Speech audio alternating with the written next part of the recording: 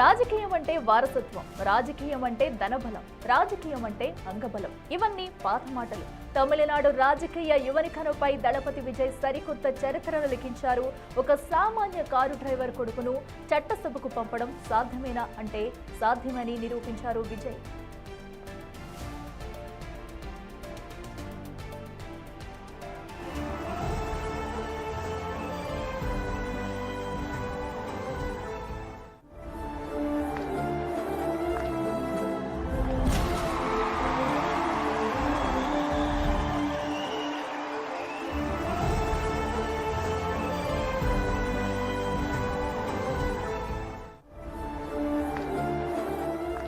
తన వద్ద గత 3 దశాబ్దాలుగా డ్రైవర్గా నీడలా అండగా ఉన్న రాజేంద్రన్ పట్ల తన కృతజ్ఞతను చాటుకున్నారు.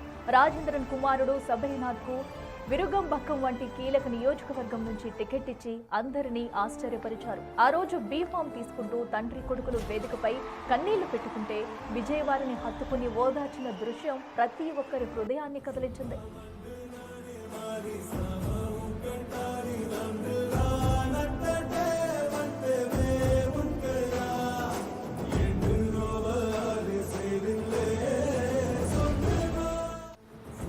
డీఎంకే కంచుకోట అయిన విరుగంబక్కంలో శబరినాథన్ భారీ ఆధిక్యంతో దూసుకుపోతున్నారు. ఒకవేళ శబరినాథన్ గెలిస్తే అది కేవలం ఒక వ్యక్తి గెలుపు కాదు, సామాన్యుడిపై విజయ్ ఉంచిన నమ్మకానికి దక్కిన విజయం.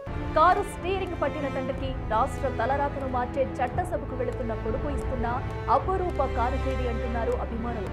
ఈ విజయం తమిళ రాజకీయాల్లో ఒక కొత్త ఆశకు, సరికొత్త మార్పుకు నాంది పలుకుతుంది.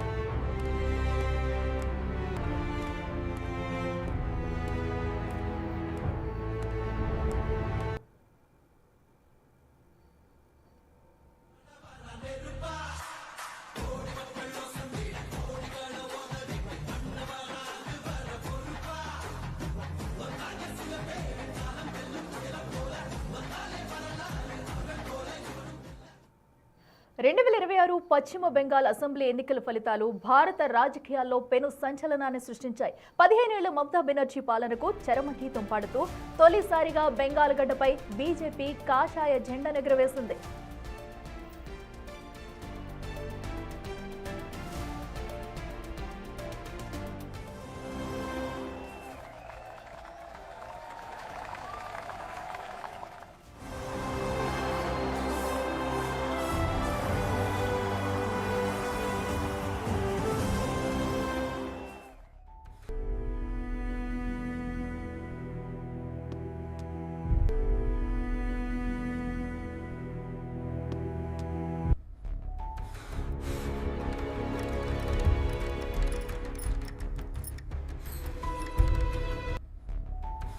బెంగాల్ రాజకీయాల్లో ఒక శకం ముగిసింది. 2011లో లెఫ్ట్ కోటను బద్దలగొట్టిన దీదీ సామ్రాజ్యం 2026లో కుప్పకూలింది.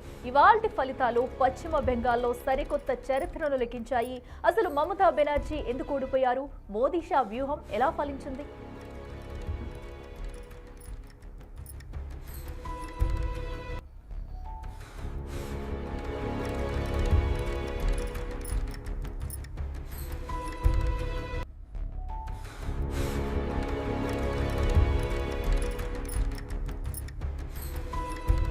తృణమూల కాంగ్రెస్ ఓటమికి ఏదో ఒక కారణం కాదు, అనేక అంశాలు వెన్నుపోటు పొడిచాయి. 2026 ఎన్నికలకు ముందు జరిగిన స్పెషల్ ఇంటెన్సివ్ రివిజన్లు దాదాపు 90 లక్షల మంది నకిలీ ఓటర్ల తొలగింపు టీఎంసీకి పెద్ద దెబ్బ తగిలింది. ఇది తమ ఓట్ బ్యాంకును దెబ్బతీసే కుట్ర అని దీదీ ఆరోపించిన క్షేత్రస్థాయిలో అది బీజేపీకి మేలు చేసింది. ఉపాధ్యాయ నియామక కుంభకోణం, రేషన్ కుంభకోణం వంటి అంశాలు సామాన్య ప్రజల్లో ప్రభుత్వంపై విముఖత పెంచాయి. హుమాయూన్ కబీర్ వంటి నాయకులు కొత్త పార్టీ పెట్టడం, మైనార్టీ ఓట్లు కాంగ్రెస్ లెఫ్ట్ కూటమికి మళ్లడం వల్ల టీఎంసీ తన పట్టు కోల్పోయింది. 15 ఏళ్ల సుదీర్ఘ పాలనలో స్థానిక నేతల దౌర్జన్యాలు, సిండికేట్ రాజ్యంపై ప్రజల్లో గూడు కట్టుకున్న అసహనం ఈసారి ఓట్ల రూపంలో బయటపడింది.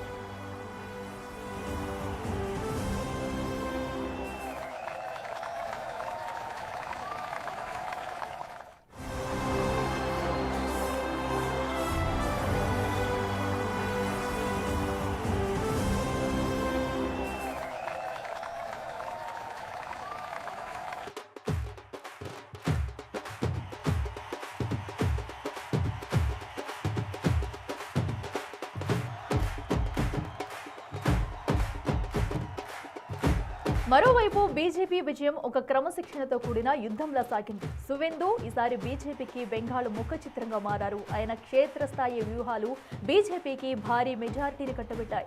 బెంగాల్ సంస్కృతిని కాపాడుతామన్న నినాదంతో హిందూ ఓటర్లను బీజేపీ ఒకే తాటుపైకి తీసుకురాగలిగింది.